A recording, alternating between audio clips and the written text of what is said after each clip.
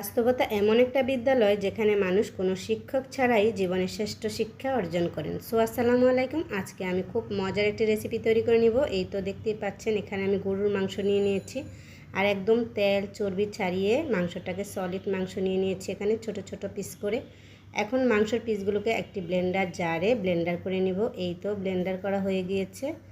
এখন বাকিগুলো আমি ব্লেন্ডার করে নিব। আর এই তো অর্ধেক কিমার সাথে এখন আমি দিয়ে নিচ্ছি পাউরুটি স্লাইস, ছোট ছোট পিস করে দিয়ে নিলাম। দেওয়া হয়ে গেলে এখন দিয়ে নিচ্ছি আস্ত গোটা রসুন, দিয়ে নিচ্ছি গোটা পেঁয়াজ, আর এখন দিয়ে নিচ্ছি আস্ত কাঁচামরিচ দিয়ে এখন ব্লেন্ডার করে নিব। আর এই তো ব্লেন্ডার করা কিন্তু হয়ে গিয়েছে। এখন সবগুলো একসাথে রেখে দিব। রেখে এখন দিয়ে নিচ্ছি সয়াবিন তেল,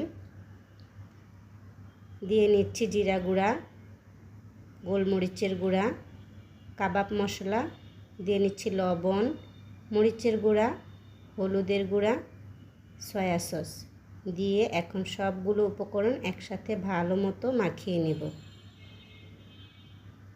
মাখানোটা যত বেশি ভালো হবে এটা খেতে কিন্তু তত বেশি মজা হবে।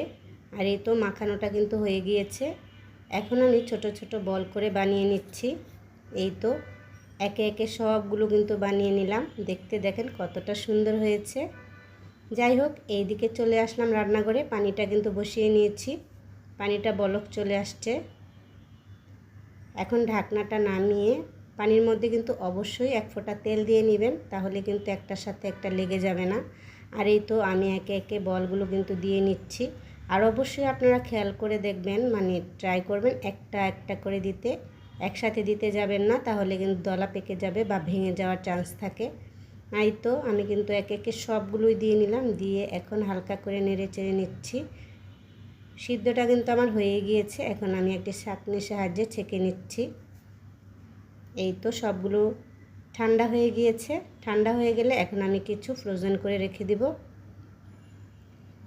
বক্সের মধ্যে নিয়ে নিচ্ছি। বাচ্চারা কিন্তু সকালের নাস্তায় কিংবা বিকেলের নাস্তায় টিফিনে যে কোনো সময় খেতে পারবে। আর এটা খেতে অনেক মজার হয়। আর এখন কিছু ভেজে নিচ্ছি।